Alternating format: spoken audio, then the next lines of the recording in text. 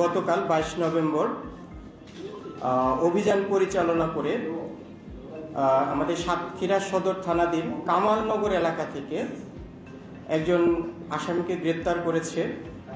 এই আসামির নাম তৌহিদুল ইসলাম ওরফে হরি তৌহিদ ওরফে ফরিদ। এই আসামির বিরুদ্ধে অভিযোগ হচ্ছে আমাদের গত 5 আগস্টের যে বৈষম্য বিরোধী আন্দোলন ছিল, সেই আন্দোলনে সে অস্ত্র ব্যবহার করে আন্দোলনরত ছাত্র জনতার উপর সে প্রকাশ্যে গুলি বর্ষণ করেছে।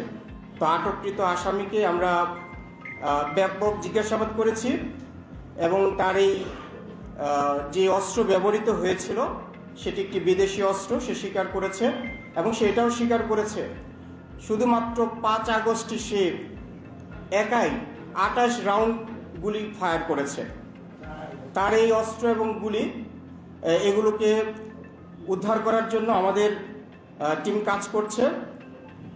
তার দেওয়া তথ্য মতে আমরা বেশ কয়েকটি জায়গায়ও অভিযান পরিচালনা করেছি।